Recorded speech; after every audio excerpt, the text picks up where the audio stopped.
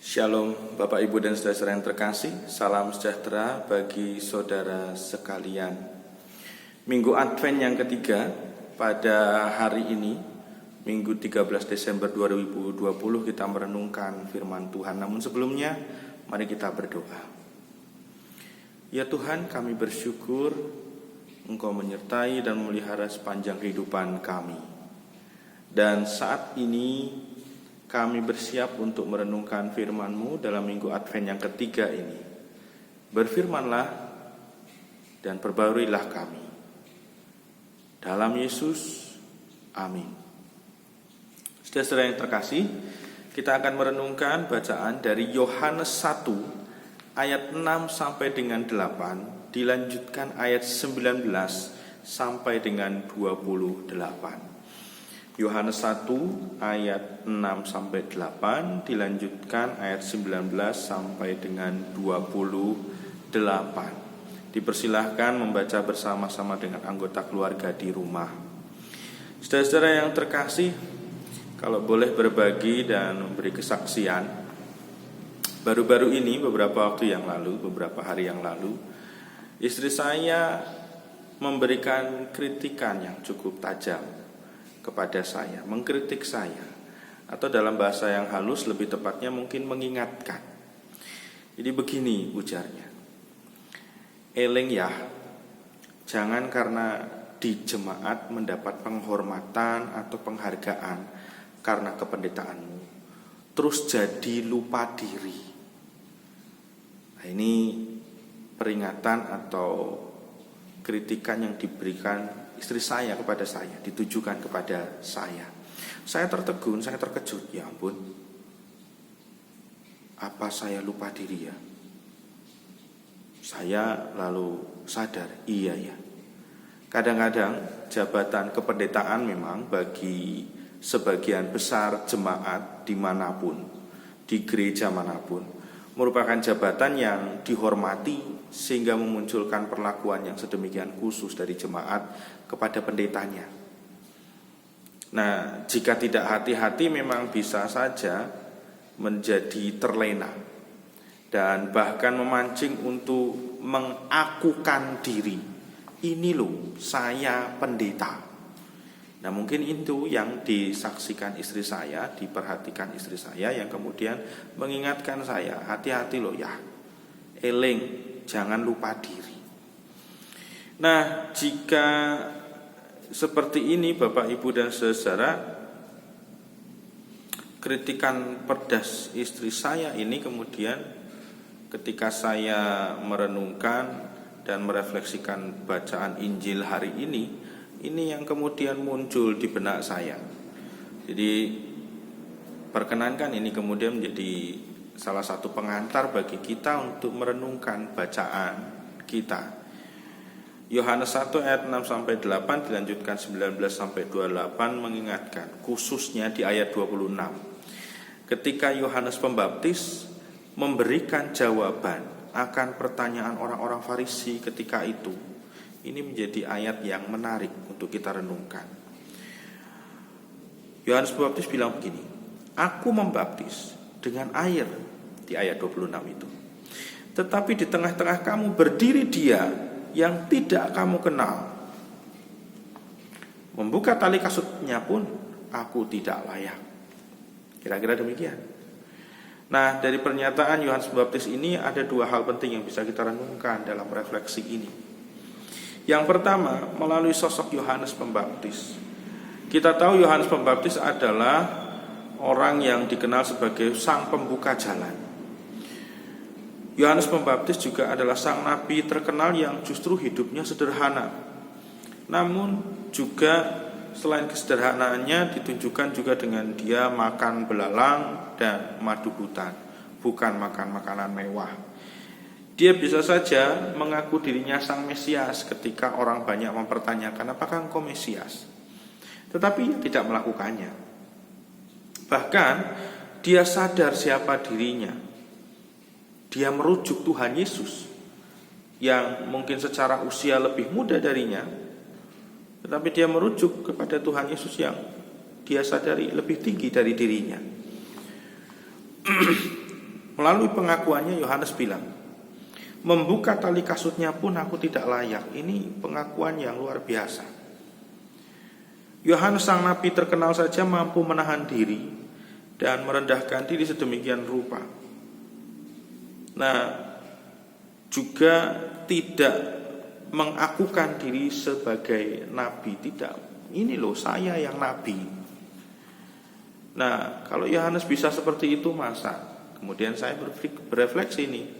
Ayat ini kemudian mengingatkan saya juga, masa saya yang hanya pendeta biasa, yang tidak jauh lebih tinggi daripada seorang nabi, malah meninggikan diri sampai lupa diri. Nah, ini mengingatkan saya, barangkali juga mengingatkan Bapak Ibu dan saudara, masa kita yang manusia biasa mau meninggikan diri di hadapan sesama. Padahal Yohanes saja sadar, aku bukan siapa-siapa, ada yang jauh lebih baik, yang lebih pantas, dan memang dialah sang Mesias. Ini yang pertama. Yang kedua, Bapak Ibu dan saudara, melalui kesaksian Yohanes terhadap sosok sang Yesus, sang Mesias sejati ini, Yohanes berkata, tetapi di tengah-tengah kamu berdiri dia yang tidak kamu kenal. Ini menarik Bapak Ibu dan saudara. Ini menunjukkan sosok Yohanes, sosok Yesus maksud saya. Sosok Yesus yang diceritakan Yohanes ini pada zamannya sungguh sosok yang membumi, bahkan jauh dari sorotan lampu panggung. Tidak terkenal sama sekali ketika itu, sebelum akhirnya Yesus berkarya yang kemudian banyak pengikutnya. Tetapi Yesus sebelum berkarya adalah orang biasa yang jauh dari lampu sorot panggung. Nah, bagaimana mau terkenal? Lahir aja bukan di tempat yang layak. Lahirnya aja di kandang domba. Bukan di tempat yang selayaknya raja atau juru selamat. Bahkan tumbuh dan berkembang sebagai rakyat biasa, tidak eksklusif dan tidak mengakukan diri. Nah, dari hal ini masih pantaskah kita meninggikan diri? Kalau Yohanes merujuk kepada Yesus yang tidak dikenal orang, dia ada di tengah-tengah kamu tapi dia tidak kamu kenal. Nah, pantaskah kita masih mau meninggikan diri? Kesaksian seperti apa yang akan kita tunjukkan dari sikap kita yang menyombongkan atau meninggikan diri? Ini aku loh. Nah, oleh karena itu ini kesempatan bagi kita untuk merefleksikan diri, merenungkan diri, menguji diri. Ketika kita menyadari bahwa Yesus hadir di tengah-tengah kesederhanaan, di tengah-tengah kelemahan, di tengah-tengah ketidakmampuan, di tengah-tengah keterbatasan, dan kemudian kita melakukan hal yang lebih kepada mereka yang terbatas, mereka yang lemah, mereka yang sederhana dan tidak mampu. Dan ketika kita melakukan hal yang lebih itu tidak terpublikasi. Wong Yesus saja tidak dikenal, artinya kan tidak terpublikasi. Maka ketika kita melakukan hal yang lebih dan tidak terpublikasi, bisa jadi itulah panggilan kita, memberikan kesaksian akan sang terang melalui tindakan kita kepada mereka yang terbatas, mereka yang lemah, mereka yang rentan. Tindakan kita yang tanpa lampu sorot, tanpa publikasi, tanpa bisa dipasang di status Facebook atau status Instagram atau status WhatsApp, ini menjadi panggilan dan pergumulan kita atau tantangan bagi kita.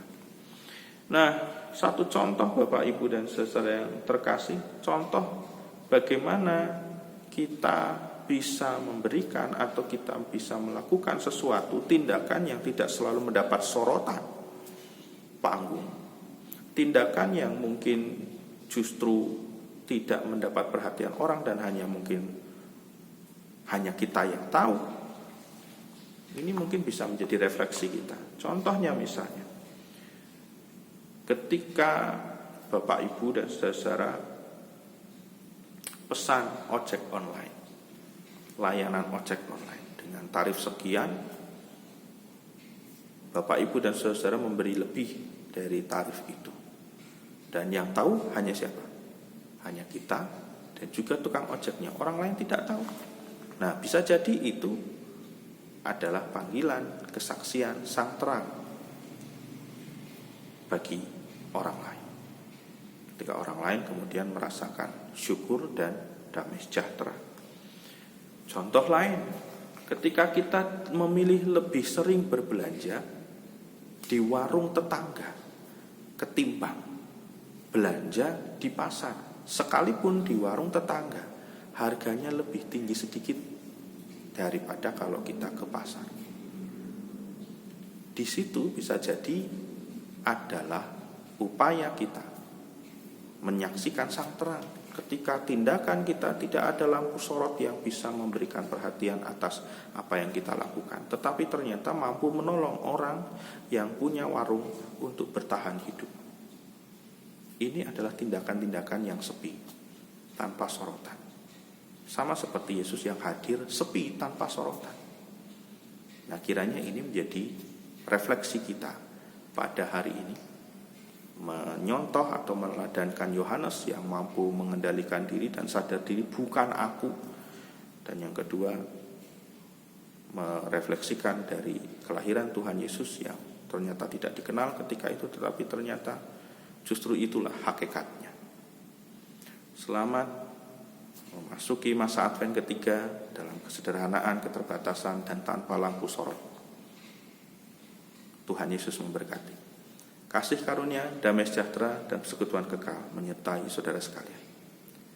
Amin.